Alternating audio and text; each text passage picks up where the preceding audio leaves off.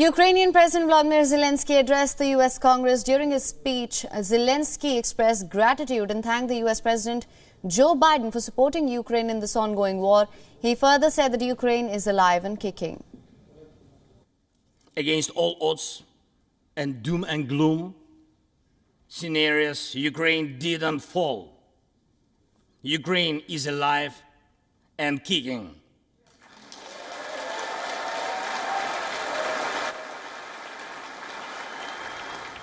The Ukrainian president, who received a rousing welcome before his address, told the Congress that Ukraine has defeated Russia in the battle for minds of the world.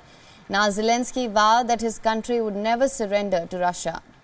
And it gives me good reason to share. They threw everything against us, similar to the other tyranny, which is in the battle of the bulge.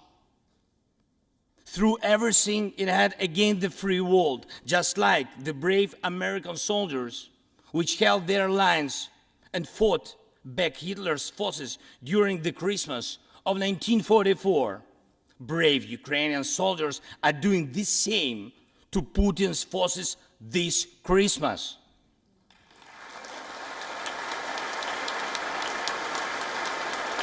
Ukraine holds its lines and will never surrender.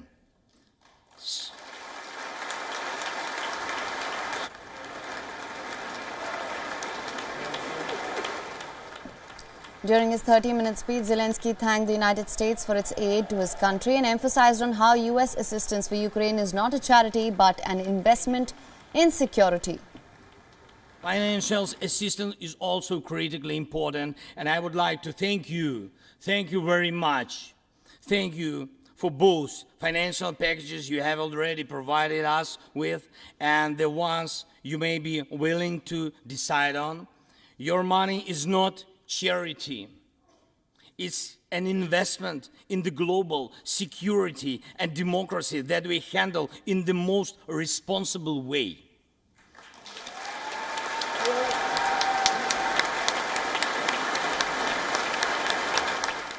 Before ending his speech, the Ukrainian president said that the world is too interconnected and interdependent to allow someone to stay aside. After ending his speech, Zelensky gifted a Ukrainian flag with messages written on it by the soldiers from the city of Bakhmut, which Zelensky had visited a day prior.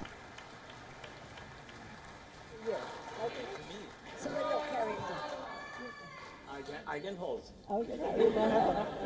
Turn around. For more on this, our correspondent Susan Tehrani is joining us from New York. Susan, thank you for joining us. Now, Ukrainian President Volodymyr Zelensky addressed the U.S. Congress. What can you tell us? Yeah, as you outlined, the key moments of his speech were noteworthy. He really tried to, first of all, send a message, and it was important that he sent that message speaking in English to the Congress that the money that's being given to Ukraine on the part of the United States is being spent well. This was noteworthy. One of the reasons for that is because now that we are shifting into a divided Washington moving forward with the Republicans taking over the House, they have signaled that they're going to be very weary of providing Ukraine with a blank check, if you may. While they do support aids to Ukraine, they have said that they want to monitor how this money is being spent in Ukraine. And I think you saw some hint of that in Zelensky's speech. And then on the other hand, you know, this was a time, again, that Republicans and Democrats, for the most part, did come together to listen to Zelensky's speech. I think it was noteworthy that some Republicans decided to skip this address. Also, just some reaction on both sides of the aisle to see where everyone is standing. Mitch McConnell, of course, said that it's nice to have something here at the end of the year that we all actually agree on. But then you had a GOP Senator Cynthia Lummis, who has voted against aid for Ukraine in the past, say that she felt it was wise for Zelensky perhaps to thank the American people and the taxpayer before thanking Congress. She said, quote, "It's the sacrifice of the American families and the American people that makes this money available to them." She said that the reason she is opposed for the U.S. directly to fund Ukraine is because it's coming from the pockets of American families, and that she had advocated, like a lot of Republicans, to use International Monetary Fund special drawing rights to provide these kind of fundings to Ukraine. So we see where lawmakers stand, and this was, of course, Zelensky's first trip out of Ukraine since the Russian invasion of the country.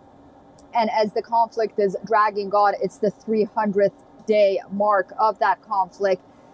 But it was at the invitation of Joe Biden that he came. This was something that the U.S. president had initiated for Volodymyr Zelensky to come to the United States.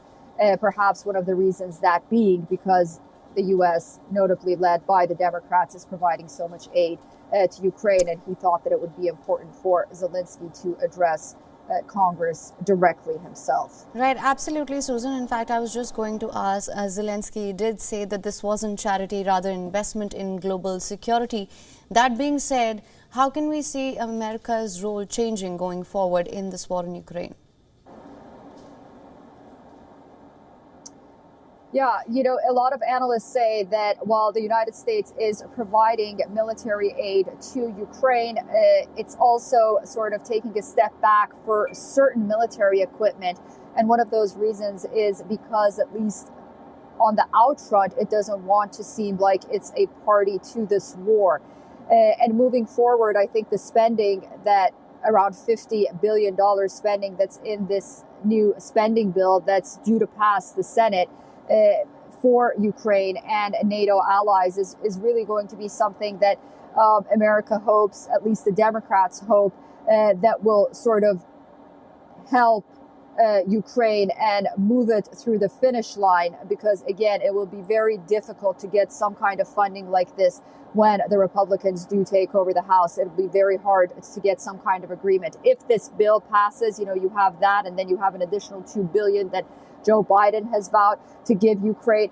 I think more talk moving forward is going to be about funding this war on the part of the United States, and whether or not, first of all, it's a wise move, and second of all, if perhaps dialogue should start flourishing in some way to putting an end to the war.